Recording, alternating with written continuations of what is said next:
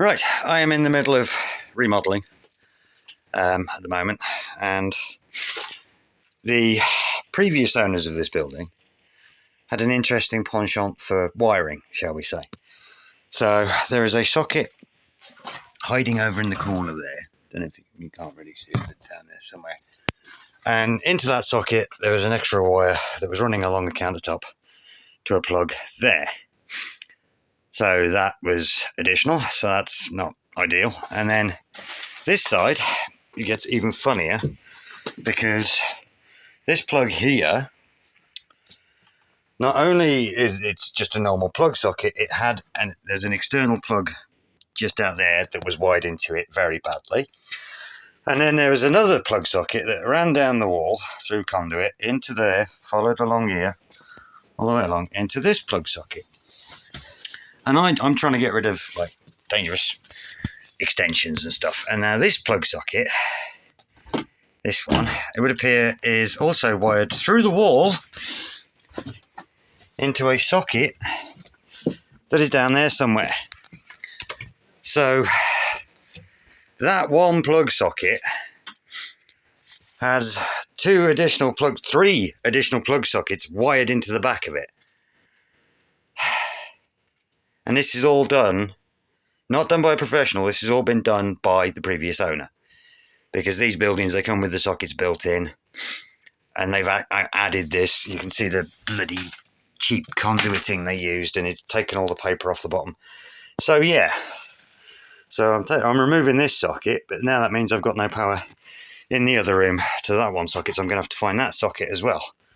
So yeah, that when I say that the wiring's rough in this building, I literally mean the stuff that previous owners have done, not how the building came.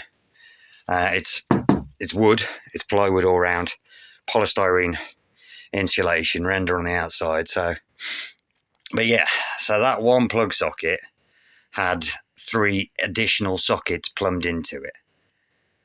And that's definitely not safe. I mean, they say don't overload like extension cables like that one. Surely that counts for house wiring as well. You're not supposed to overload plug sockets. But anyway, this room, essentially, once I'm finished, is literally just going to be for beds, bedroom, and for getting changed of a morning. And the only electrical thing I'm having in here is my laptop, so I only need that plug socket. I will, when I replace the external plug socket, I will rewire that to something, probably back into the back of that, because then that's only 1 running off the mains rather than 3.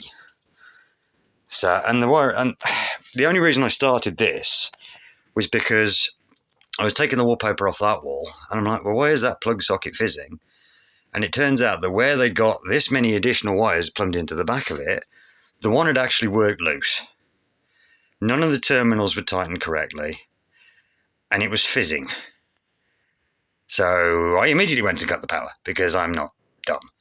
Immediately cut the power, and then I took it apart, discovered that it's got all this additional crap running off it. So yeah. And this is just one room. I've got every other room in this house today, in some form or another.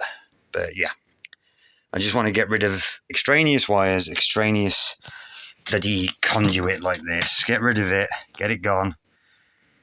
Keep it to the original wiring only, if I can, rather than additional wiring. I mean, yeah, the wire itself is good grade, good stuff, but